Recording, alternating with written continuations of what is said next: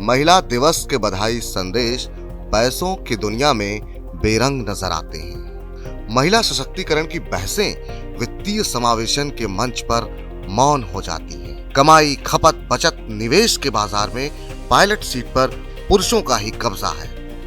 यही कारण है कि वित्तीय आजादी की मंजिल आधी आबादी के लिए ज्यादा दूर की कौड़ी है।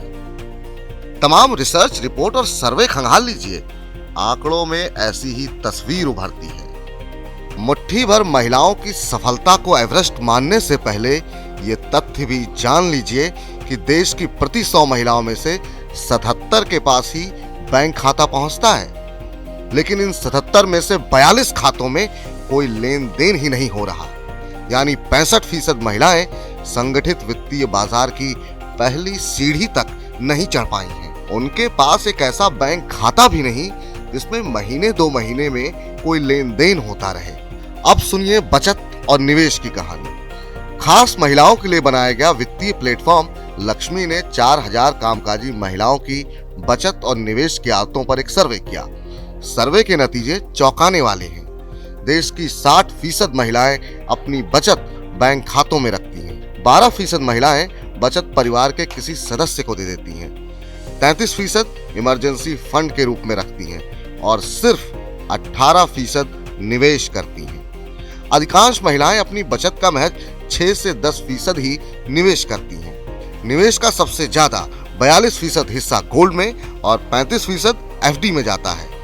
इसके अलावा 23% पीपीएफ, 17% चिट फंड और 14% म्यूचुअल फंड में जाता है। 10% शेयर बाजार और 3% कमोडिटी बाजार में जाता है। कुल निवेश का केवल 13% हिस्सा फाइनेंशियल एसेट्स में जाता है।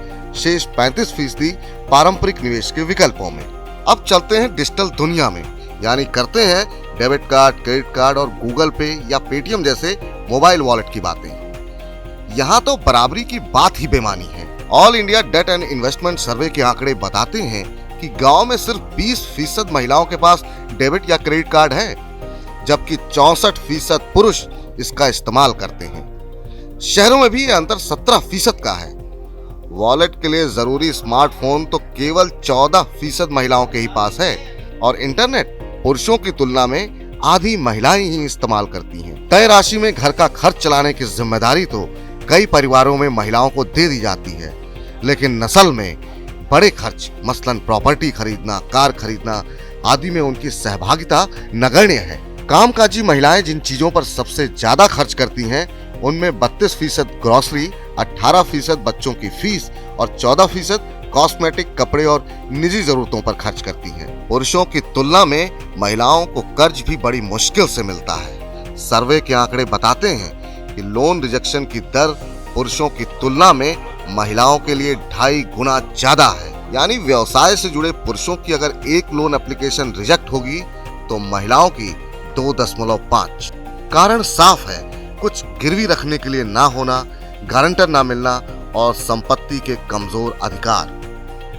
इन आंकड़ों की रोशनी में अब आप आसानी से ये समझ सकते हैं कि निवेश या बीमा के बाजार में महिलाओं के लिए गिने चुने प्रोडक्ट ही क्यों हैं। फाइनेंशियल प्लानर जितेंद्र सोलंकी 2 टूक कहते हैं, परिवार में वित्तीय निर्णय लेने में महिलाओं का योगदान प्रमुखता से नहीं होता। यही कारण है कि कंपनियां भी महिलाओं से जुड़े उत्पाद नहीं बनाती हैं, क्योंकि बाजार सीमित है।